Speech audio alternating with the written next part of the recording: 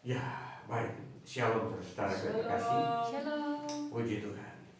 Ya, di bulan Juni, penghujung bulan Juni ini 28 Juni kita dapat ibadah Jemaat Tuhan bersama Gereja Bethel Melanesia Gold, Duta Injil Daun Malang. Kita sedang belajar terus firman Kristus dan kemudian kita mengenal kebenaran-kebenaran di dalamnya. Dan tentunya itu adalah kekayaan yang kita sedang cari. Bahwa kita mencari mendengar firman Tuhan adalah kita sedang mencari kekayaannya Tuhan. Boleh kita mengatakan amin saudara? Amin. Amin.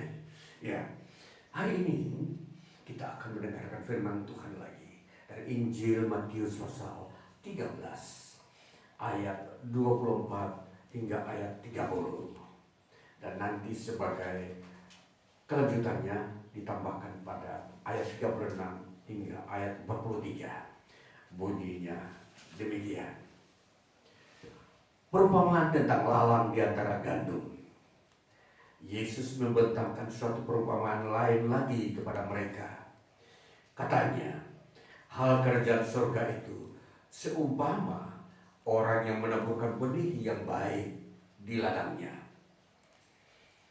Tetapi pada waktu semua orang tidur, datanglah musuhnya menaburkan benih lalang di antara gandum itu, lalu pergi.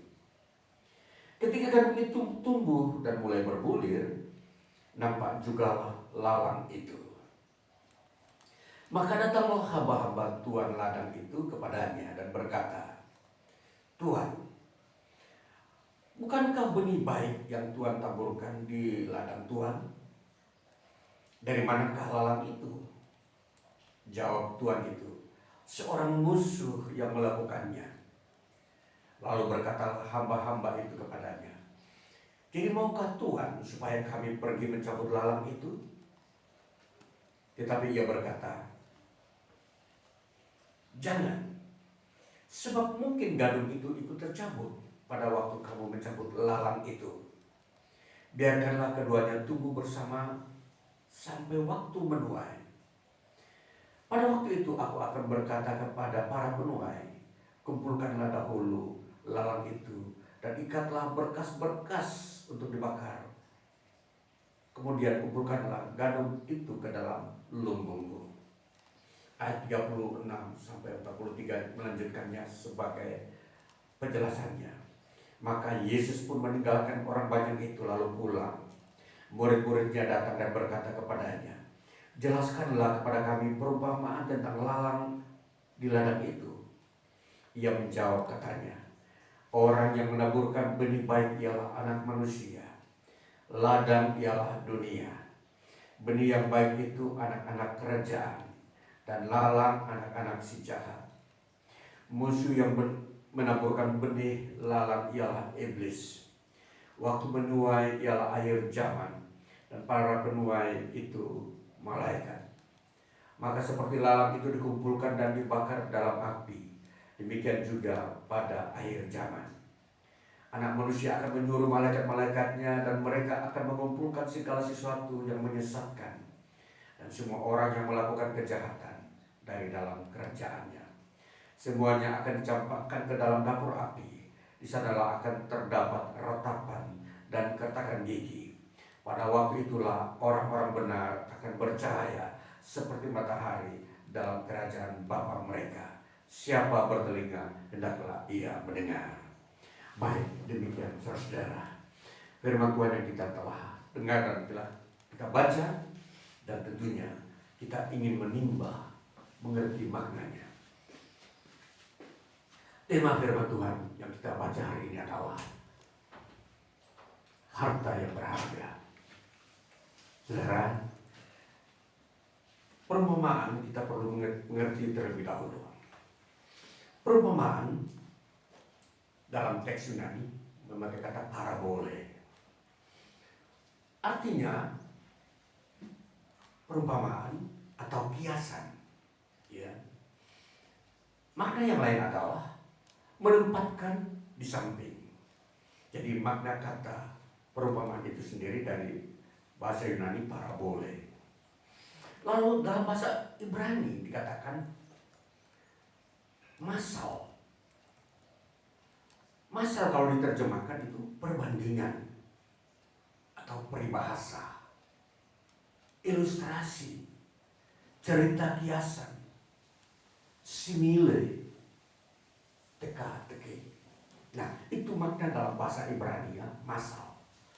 Jadi dari kedua sumber makna tata bahasa ini, maka kita dapat mengambil suatu kesimpulan bahwa perumpamaan adalah suatu gaya bahasa yang digunakan untuk membandingkan dua hal yang berbeda, namun memiliki sifat atau makna yang serupa. Nah ini saudara-saudara, jadi kita melihat dari definisi ini, maka apa yang dipakai oleh Yesus di dalam mengajarkan kebenaran Tuhan lewat perumpamaan itu dapat kita selami dengan baik. Kalau kita mau mengerti istilah peribahasa yang ada di sekitar kita di Indonesia, salah satu contoh, kalau kita mendengar sebuah gaya bahasa atau peribahasa berkata begini, seperti pinang dibelah dua.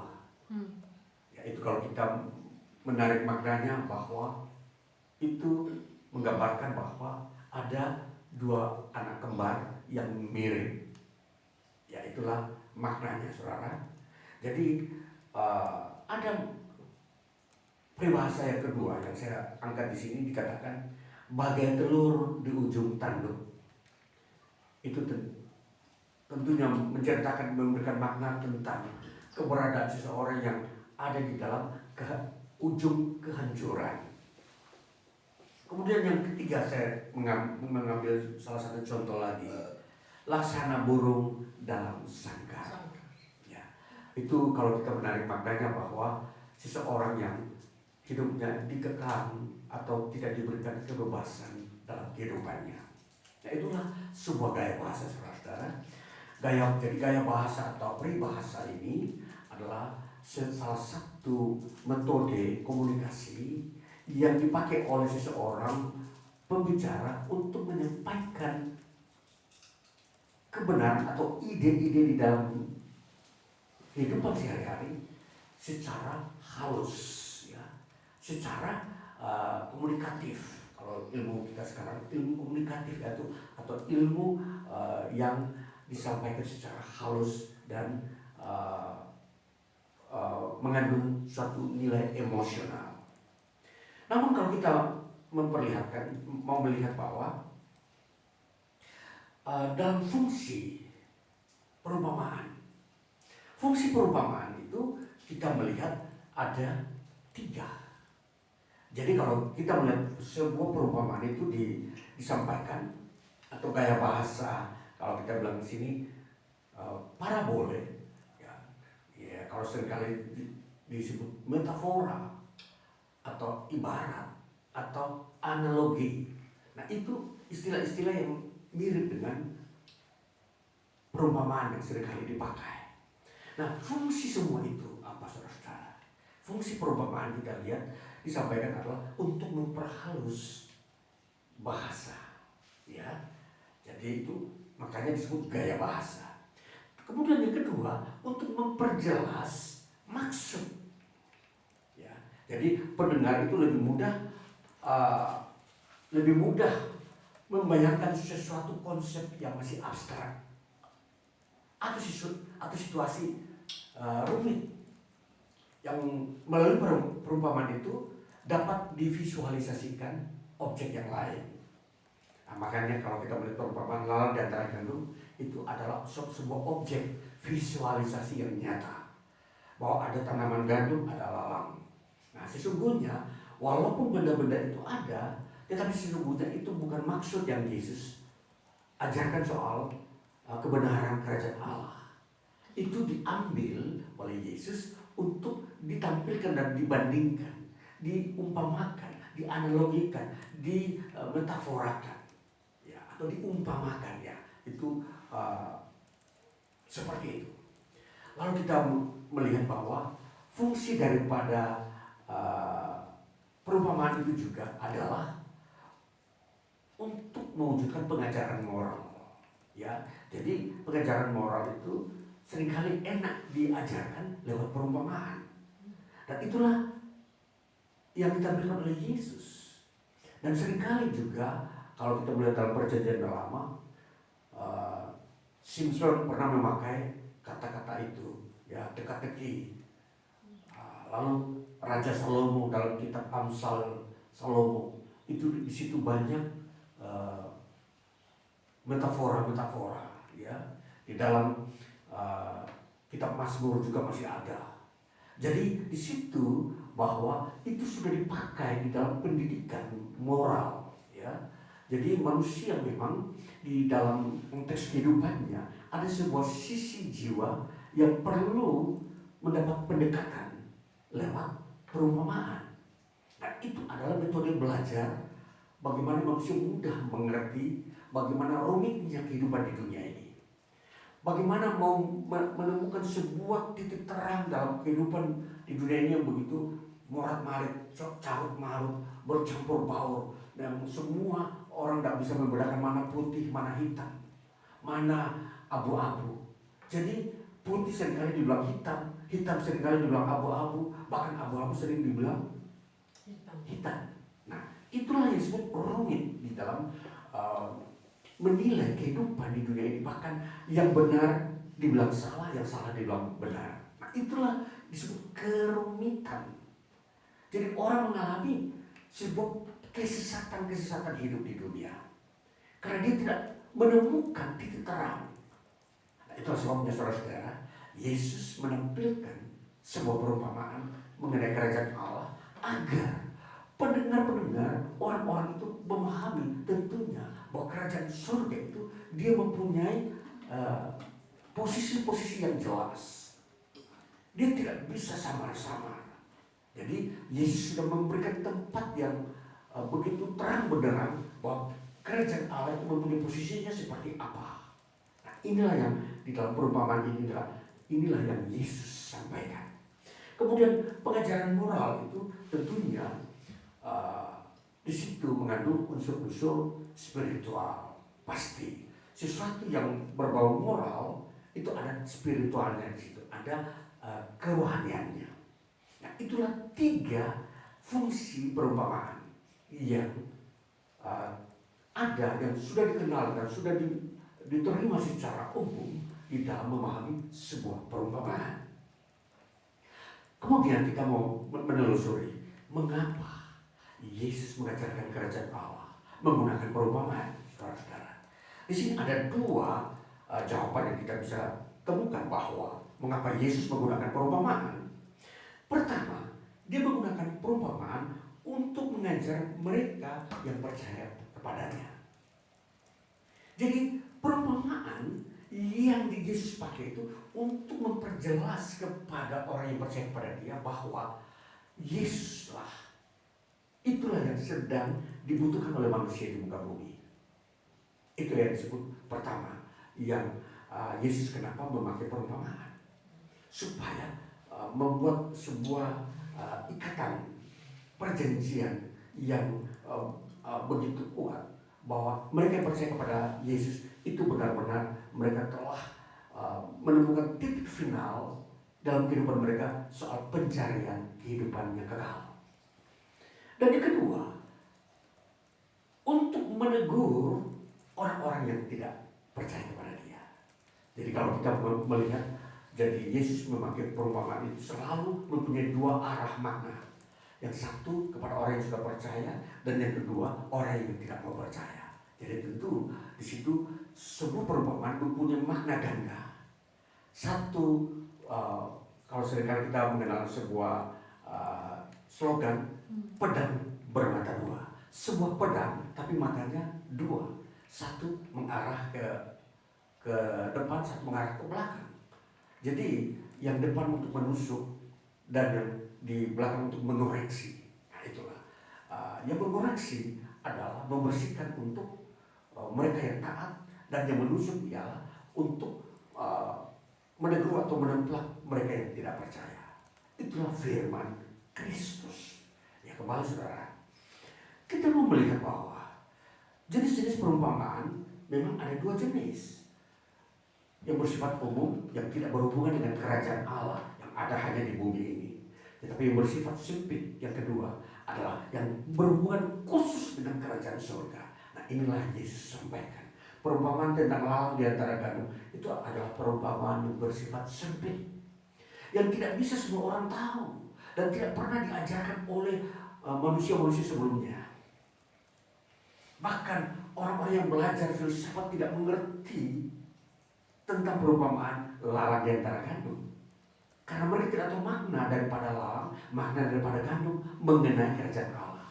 Itulah sebabnya hanya Yesuslah yang mengangkat perumpamaan ini, karena Yesus tahu rahasia kerajaan surga ada di dalam perumpamaan ini. Kemudian kita mau melihat bahwa Yesus ya menggunakan perumpamaan. Pertama, yang utama di dalam dia menggunakan perumpamaan ialah dia menyisipkan kebenaran mendalam tentang, pertama, tentang Allah, kedua tentang kerajaannya, dan ketiga tentang umatnya. Jadi kita mau mengenal Allah itu secara benar, Allah yang benar dalam perumpamaan. Tidak bisa menjelaskan tentang pribadi Allah dengan kalimat-kalimat real. Ya. Contoh, kalau saudara menjelaskan tentang manusia, tentang saya, kalimat Allah harus memakai real. Tetapi kalau saya mau menjelaskan tentang orang yang saya tidak pernah ketemu, contoh, saya bayangkan saja orang di pedalaman. Saya tidak pernah ketemu ciri-ciri orang pedalaman. Saya memakai perumpamaan, bayangan. Nah, inilah yang sebuah pendekatan.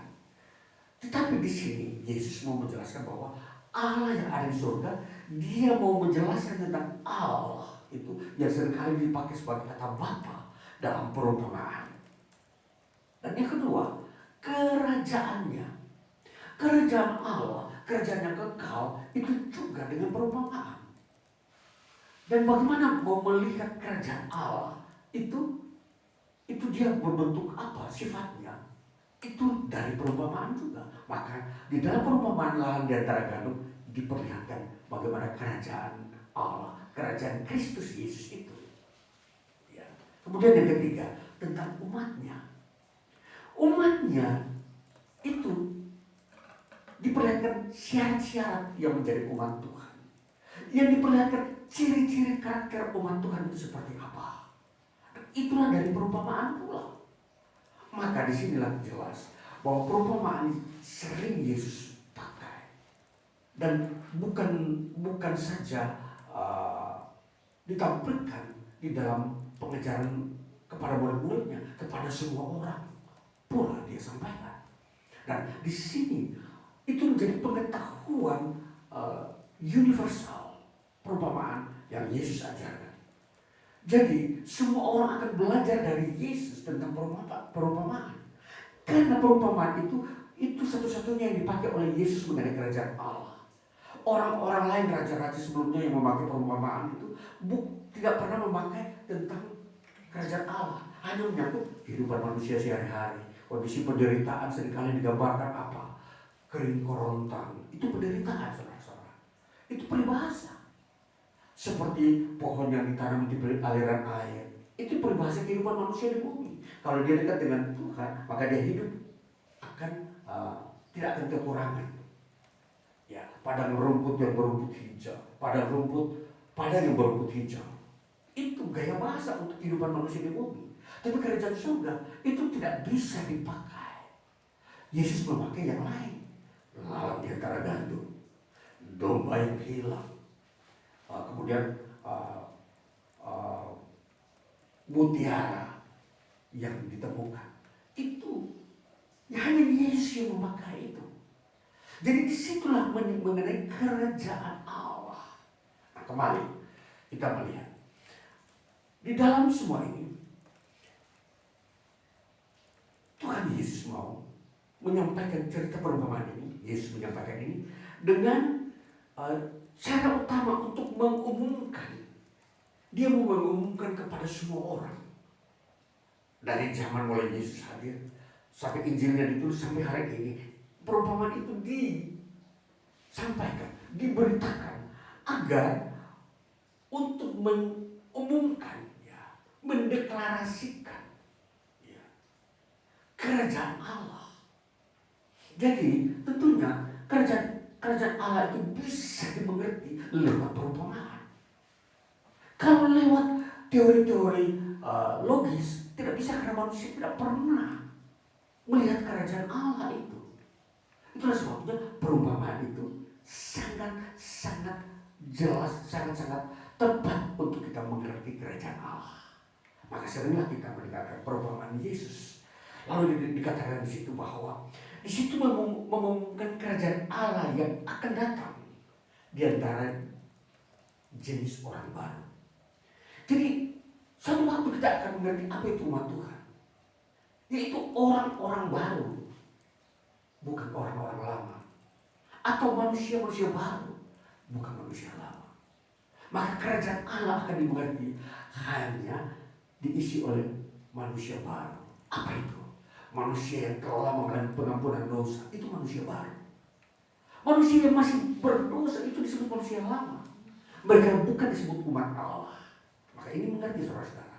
Yang disebut umat Tuhan adalah orang yang sudah diampuni dosanya, yang sudah mengalami pembaruan dan hidup dalam pertobatan, tidak akan berbuat dosa lagi. Itulah yang disebut umat Tuhan. Baru saudara akan mengerti nanti apa itu lalang, apa itu gandum.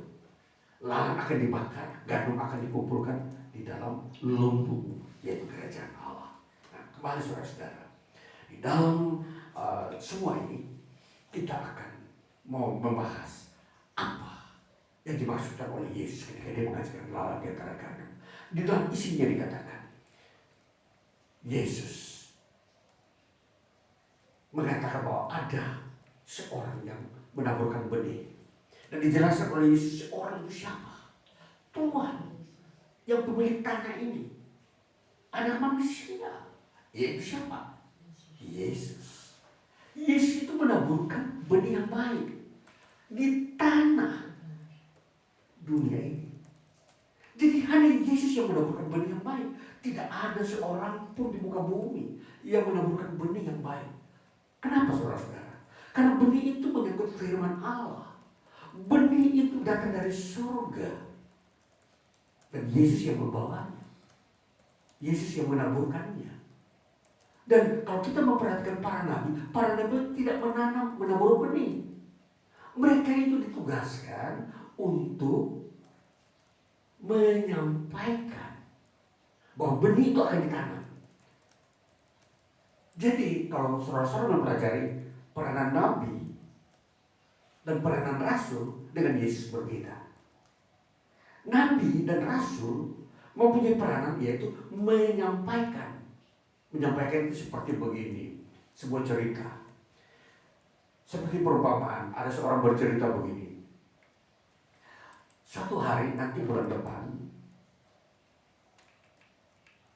bos kita akan mau membangun sebuah pabrik tekstil. Yang itu bercerita ini orang lain. Tetapi yang membangun pabrik tekstil ini bukan orang yang bercerita, yaitu pemilik pabrik. Beda kan? Dari ilustrasi ini, saya sampaikan kepada kita untuk mau mengerti siapa Nabi, siapa Rasul, dan siapa Yesus. Berbeda saudara-saudara. Jadi Nabi dan Rasul itu mereka menceritakan hal-hal yang akan dikerjakan oleh Yesus. Ya. Jadi jangan saudara bergantung pada Nabi dan Rasul. Bergantung pada Yesus. Karena dia pemilik. Dia yang membangun, dia yang menanam. Jadi kalau ada orang melebih-lebihkan Nabi dan Rasul, dia salah posisi. Dan dia tidak mengerti tentang kerajaan Allah. Bagaimana struktur-struktur kerajaan Allah itu. Siapakah yang menjadi pemilik kerajaan Allah? Yesus. Nabi dan Rasul bukan. Mereka hanya menceritakan. Kalau kita ilustrasikan yang lain. Seorang calo penjual karcis kereta. Dia bilang, karcis menuju ke Jakarta. Dia hanya menjual karcis, iya kan? Jadi hanya orang yang memiliki karcis atau tiket bisa naik kereta. Tetapi si penjual tiket ini, dia tidak naik kereta. Nah, jadi ini sebuah ilustrasi yang kedua. Maka di dalam gambaran perumpamaan ini, seringkali kita ditempa untuk mengerti siapa yang harus kita kasihi. Yesus, Dia Tuhan. Ada orang lebih-lebih mencintai Rasul, mencintai Nabi, melebihi mencintai Yesus. Itu sesuatu yang salah posisi. Misunderstanding, tidak mengerti posisi kebenaran. Kembali saudara. Maka di sini perumpamaan mau menegaskan bahwa saudara harus tahu kebenaran, mana yang benar. Itulah yang dikerjakan. Lalu dikatakan Yesus yang menaburkan benih yang baik. Lalu benih yang jahat, dikatakan itu iblis. Tidak ada makhluk yang lain yang menaburkan yang jahat. Jadi segala jenis kejahatan itu sumbernya dari iblis, tidak ada dari Tuhan. Tuhan tidak pernah menabur sesuatu ajaran kejahatan. Jadi kalau ada orang berbuat jahat, pasti dari iblis, bukan dari Yesus, bukan dari Tuhan. Maka perhatikan, kalau ada seorang berbuat dosa, bukan dari Yesus. Kalau ada orang jatuh dalam pencobaan, aduh, aku jatuh dalam pencobaan, itu kehendak Yesus. Kehendak Tuhan. Bagaimana? Jangan salah posisi. Kalau kamu jatuh dalam pencobaan, yang mencobai saudara siapa? Bukan Tuhan, iblis. Maka di sini konsep-konsep yang seringkali yang abu-abu di lubang hitam, yang hitam disebut putih. Ini yang rumit, saudara. Maka kita belajar perumpamaan, kita harus tahu segala sumber kejahatan itu, sumbernya benihnya itu dari setan, iblis. Kalau kamu tahu tiba-tiba ingin mencuri, dari siapa pikiran itu? Iblis. Tiba-tiba saudara ingin berzina, dari siapa? Iblis. Tiba-tiba saudara ingin mau menipu, dari siapa? Iblis. Ya, jadi tidak bisa. Itu benih yang ditaburkan oleh Yesus. Yesus selalu mengajarkan benih yang baik, benih patulatan, benih yang kudus, benih yang unggul. Itulah yang ditaburkan Yesus, anak manusia. Kemudian saudara-saudara, kembali, siapakah yang akan menuai? Para malaikat. Nah, disitulah peranan struktur-struktur yang ada dalam kerajaan Allah. Jadi malaikat itu akan memisahkan lalang dan gandum. Nah, saudara-saudara, kenapa disebut lalang?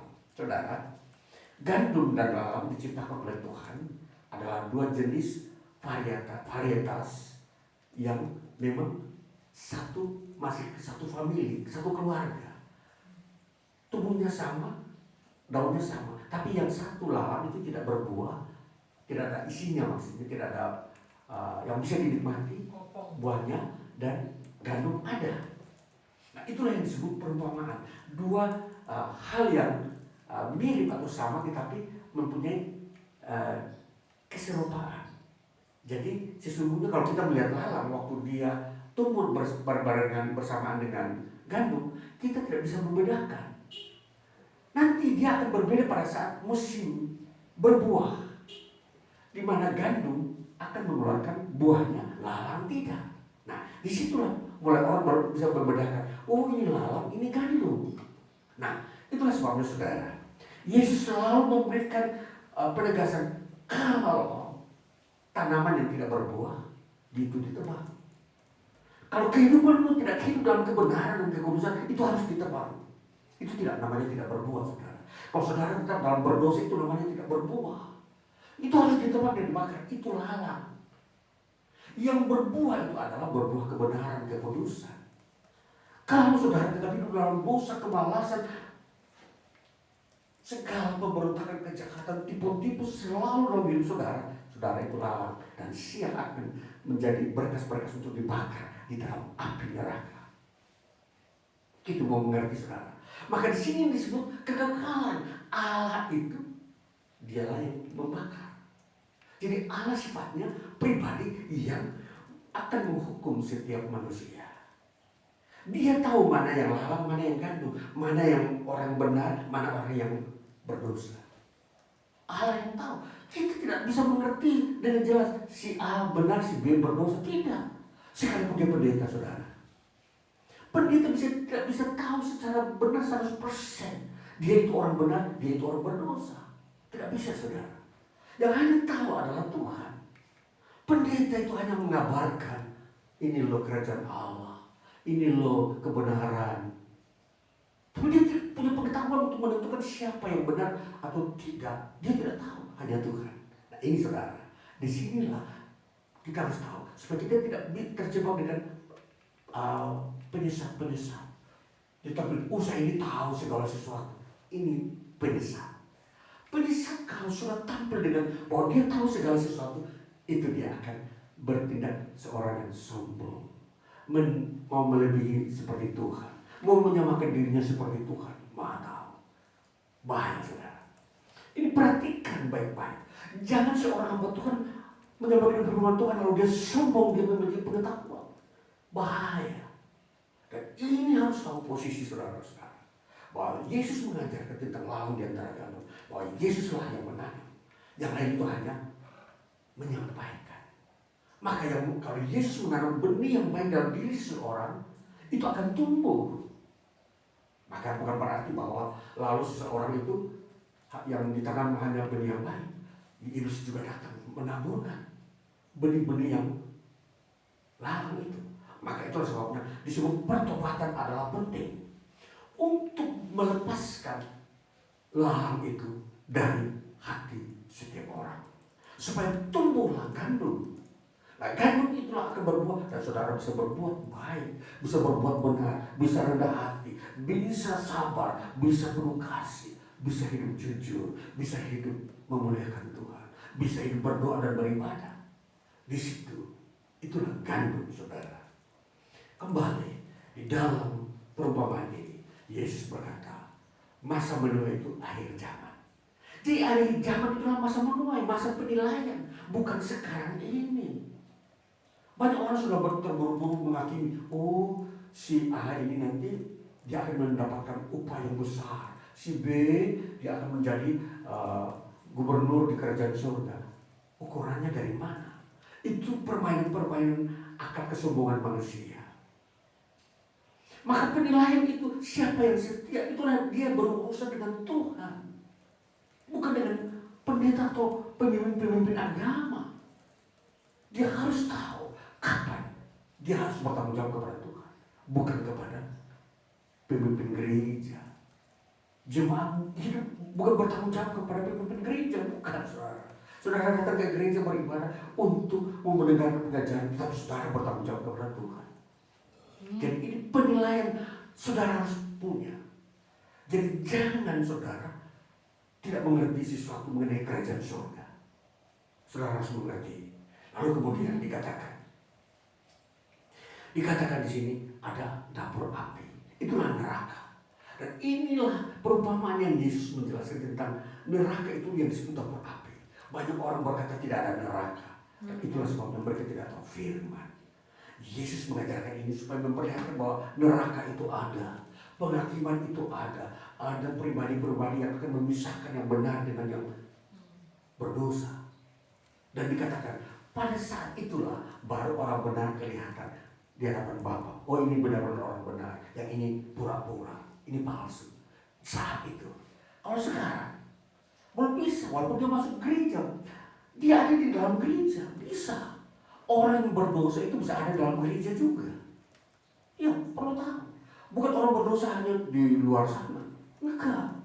Dalam gereja pun ada orang berdosa.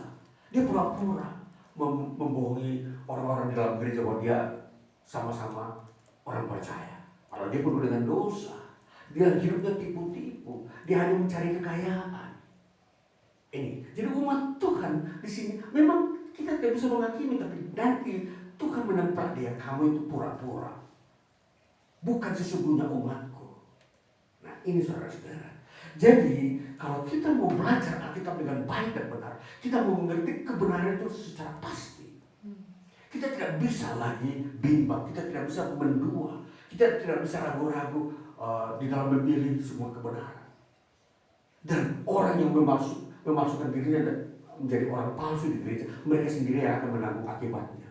Mereka tidak akan betah, mereka akan gelisah, bahkan mereka sendiri akan mau menghancur, memecah belah persekutuan dalam gereja. Ini saudara-saudara, kita harus tahu kalau gereja yang semuanya murni, mereka akan tetap damai. Tapi kalau ada lalang di dalamnya, pasti ada yang mau mencabutnya. Tapi Tuhan bilang jangan, nanti akhir zaman saja, supaya mereka yang berpura-pura di dalam gereja itu, lalang itu nanti akan dibakar sendiri sama Tuhan. Iya. Jadi yang lalang ini bukan saja di dunia sana yang belum percaya, dalam gereja pun masih ada lalang, saudara. Jadi kenapa lalang ini diajarkan oleh Yesus? Karena memang Yesus ingin memurnikan umat Tuhan yang benar, supaya di dalam umat Tuhan itu semua tahu bahwa mereka itu adalah gandum. Jadi orang yang berbuah itulah yang disebut gandum, itulah umat Tuhan. Kalau mereka tidak mau berbuat dosa, jangan menilai mereka sebagai gandum, jangan ikut-ikutan. Jadi kalau mereka yang tidak mau bertobat, biarkan aja. Karena mereka mau memilih sebagai lalang. Kalau saudara mau bertobat dengan sungguh-sungguh, supaya saudara berbuah dalam kebenaran, rendah hati, takut Tuhan. Ya, hal-hal yang mulia yang kudus saudara akan miliki. Saudara akan memberikan sesuatu yang benar. Saudara tidak akan munafik. Saudara tidak akan menghakimi. Saudara tidak memanfaatkan orang lain untuk kepentingan saudara, untuk keuntungan diri sendiri. Semua itu palsu. Hal seperti itu. Maka kembali, sebelum terlambat, sebelum tibanya akhir zaman, saudara mengoreksi diri. Kita mau melihat bagaimana Injil Yohanes pasal 6 ayat 39 sampai 40. Yesus memberikan secara terang-terangan bagaimana hidup kekal, selamat dari dosa. Yesus berkata dalam Injil Yohanes pasal 6 ayat 39 sampai 40 bunyinya demikian. Dan inilah kehendak Dia yang telah mengutus aku, yaitu supaya dari semua yang telah diberikannya kepadaku jangan ada yang hilang, tetapi supaya kubangkitkan pada akhir zaman. Sebab inilah kehendak Bapa-Ku, yaitu supaya setiap orang yang melihat Anak dan yang percaya kepadanya beroleh hidup yang kekal, dan supaya aku membangkitkannya pada akhir zaman. Saudara, kembali Yesus berkata, barang siapa percaya kepadaku, dia beroleh hidup yang kekal. Dan ini sebuah hal yang konkret, bukan lagi abstrak. Hidup kekal yang Yesus sampaikan bahwa di dalam dirinya orang yang percaya kepada Dia secara konkret dan eksplisit, tegas akan hidup kekal. Dan di dalam hal inilah percaya kepada Yesus, Yesus akan membimbing dia untuk mengenal Allah. Jadi tentunya semua yang tidak benar akan disingkirkan dari orang-orang yang percaya kepada Yesus. Jadi kalau saudara percaya kepada Yesus, siap untuk meninggalkan semua yang palsu, semua yang berdosa, disingkirkan karena untuk menuju hidup yang kekal. Sebaliknya, di dalam Yakobus pasal yang kelima ayat 1 sampai 6 menyebutkan lain, di mana ada kehidupan manusia di dunia ini yang menuju kepada penghukuman. Yakobus pasal 5 ayat yang pertama hingga ayat ke-6 bunyinya demikian. Jadi sekarang hai kamu orang-orang kaya, menangislah dan merataplah atas sengsara yang akan menimpa kamu. Kekayaanmu sudah busuk dan pakaianmu telah dimakan nengat. Emas dan perakmu sudah berkarat, dan karatnya akan menjadi kesaksian terhadap kamu dan akan memakan dagingmu seperti api. Kamu telah mengumpulkan harta pada hari-hari yang sedang berakhir. Sesungguhnya telah terdengar teriakan besar karena upah yang kamu tahan dari buruh yang telah menuai hasil ladangmu, dan telah sampai ke telinga Tuhan semesta alam keluhan mereka yang menyambut panenmu. Dalam kemewahan kamu telah hidup dan berfoya-foya di bumi. Kamu telah memuaskan hatimu sama seperti pada hari penyembelihan. Kamu telah menghukum, bahkan membunuh orang yang benar, dan ia tidak dapat melawan kamu. Ini adalah orang-orang yang akan siap dihukum, saudara. Jadi kita melihat pendosa-pendosa yang bertentangan dengan orang-orang benar. Inilah orang-orang yang suka hidupnya hanya mengumpulkan kekayaan. Orang-orang yang hanya mau memeras orang lain. Orang-orang yang hanya mau melakukan tipu-tipu supaya dia semakin kaya dan orang lain semakin melarat, semakin miskin. Inilah yang akan mengalami penghukuman. Orang yang sudah dijelaskan secara konkret, nyata, bahwa orang-orang ini sudah pasti oleh kitab suci mendapat penghukuman. Saudara, ini bukan bahasanya seorang pendeta, tapi ini kitab suci. Itu arti itu benih.